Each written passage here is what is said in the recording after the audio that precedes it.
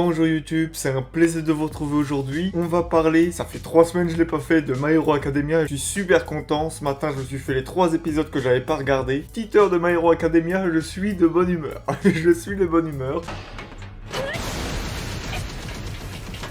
On va débriefer de tout ça, de comment se passe ce début de saison 5 pour l'instant. Donc là on est à l'épisode 6, épisode 5 officiellement parce que il y avait un épisode 0. En fait j'ai pas besoin de résumer vraiment un épisode parce que du coup les formats vont se ressembler sur au moins les 8 premiers épisodes. Je pense le temps de faire toutes les équipes parce que c'est l'équipe A contre l'équipe B qui s'affrontent. Donc il n'y a pas vraiment de résumé à faire d'un épisode.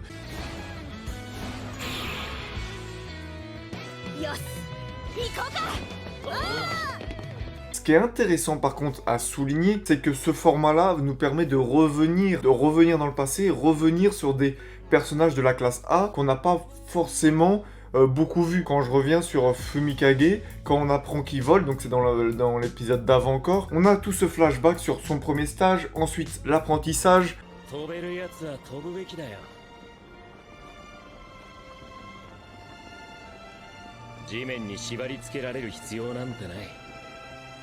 Il y a ce côté, on revient, on rattrape, on a poussé du côté de Midoriya, on a poussé d'un certain côté certains personnages qu'on a élevés. Là, on revient en arrière pour se réhabituer à des gens qu'on avait un peu oubliés. Et aussi, l'avantage, c'est qu'avec l'équipe B, en même temps de tout ça, on découvre des nouvelles personnes. J'ai réfléchi, je me suis dit quand même, My Hero Academia, c'est un des animés qui doit obligatoirement nous décrire le plus de personnages. Quand tu réfléchis, on connaît toute la classe B, on va connaître toute la classe B en entier de A à Z, 24, plus la classe A, 24, des gens de la terminale sur le côté, tous les méchants, t'as les mentors en super-héros, t'as tout ça, t'as tellement, pour aussi peu d'épisodes, aussi peu, entre guillemets, d'avancées dans l'histoire, énormément de personnes qui sont introduites, et je trouve que c'est un point positif, parce que je trouve qu'il le fait bien. Le manga, et l'animé donc, est très bien géré dans le fait de pas trop avancer un personnage, les autres les faire ramener encore un petit peu, avoir des sortes de rivalités, que ce soit entre classes ou même avec des méchants quand ça va être un peu plus le top.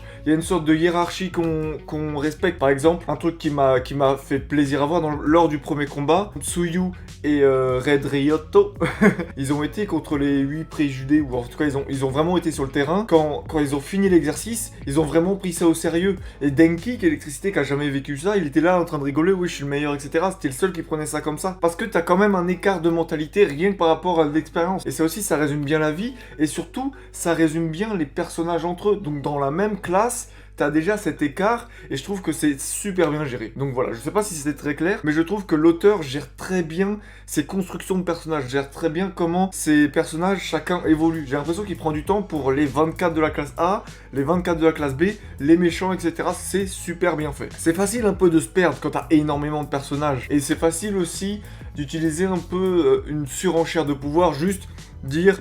Ils ont progressé une nouvelle technique, ils sont un peu plus puissants. Non, c'est beaucoup plus subtil. Même si, par exemple, là sur cet épisode, le côté de Momo qui fait un gros canon, des trucs comme ça, il y a plein de choses à redire.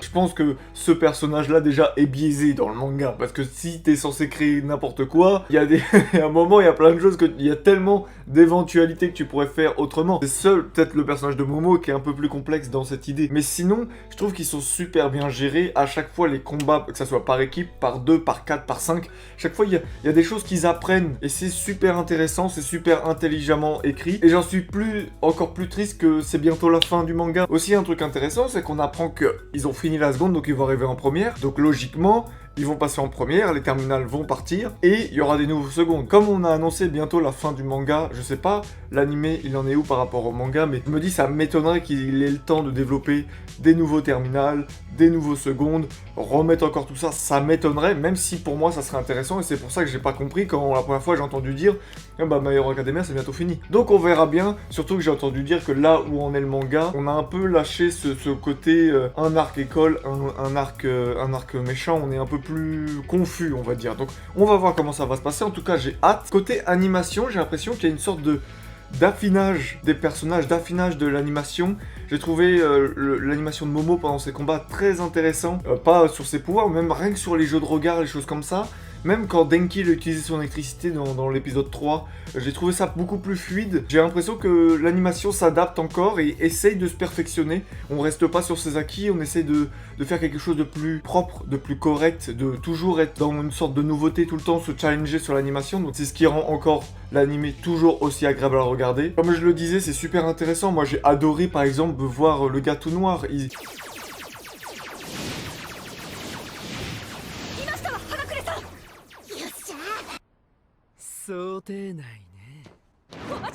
Quelque part, on connaît rien de son passé, etc. Mais rien que sa manière de combattre, rien que ces choses comme ça nous apprend beaucoup sur le personnage. Le côté, je t'envoie un clin d'œil, j'ai un mec qui s'appelle Comics, il a le pouvoir des comics. J'ai trouvé l'idée super fun.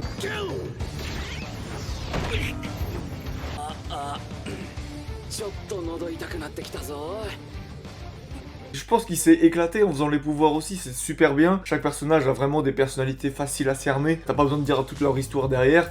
En fait, tu t'attaches vraiment rapidement à eux. Quand tu vois Momo et l'autre de la classe B, la leader de la classe B, c'est super intéressant. Tu les as vus faire le stage, ils se comparent en vite fait et après ils se battent. Le petit problème qu'on peut avoir avec cet arc, c'est qu'il n'y a pas assez d'enjeux presque. Même moi, si personnellement ça me dérange pas, ils disent trop cet argument, ah mais on aurait été vraiment dans la vraie vie, il y aurait eu des morts, etc. Surtout que maintenant, avant encore, tu dis ok ouais peut-être, mais surtout que maintenant, on est sorti quand même de la saison 4, d'un arc très lourd quand même, vraiment lourd dans tous les sens du terme, un arc très lourd, que ce soit en conséquence, il y a eu des morts, il y a vraiment eu l'enjeu, c'était vraiment, ça se battait sur la survie, et du coup, en plus, même on peut venir sur Endeavor, son combat à la fin de la saison 4, et surtout quand maintenant en saison 5, tu rebats sur, en gros, Fumikage, il aurait tué la meuf aux champignons, ou même assommé la meuf aux champignons au noir, ils auraient pas perdu là. Donc quelque part, on a perdu en enjeu. Donc c'est pour ça aussi que peut-être inconsciemment, on regarde ça un peu d'une manière chill, tranquille. Et j'ai pas l'impression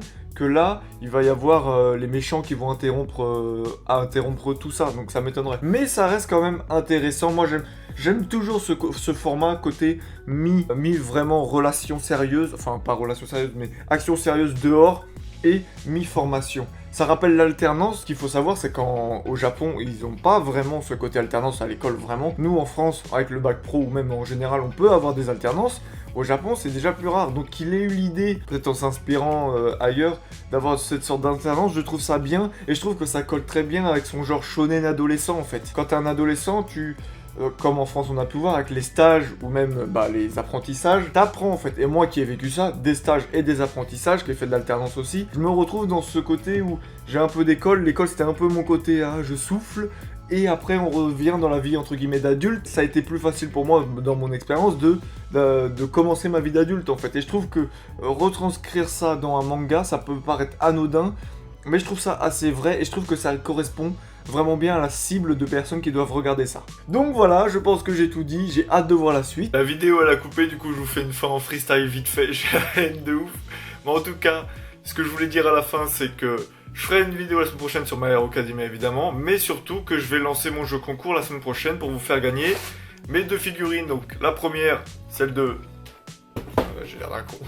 Celle de Luffy, donc la première, celle de Luffy, et aussi celle de Goku. Donc restez bien vigilant parce que va y avoir une deuxième vidéo, enfin il va y avoir une vidéo en tout cas où je vais vous dire comment gagner ces figurines, comment participer au petit jeu concours. Donc restez vigilants, abonnez-vous, partagez ma vidéo, merci pour tout, merci pour votre soutien, je vous dis à la prochaine.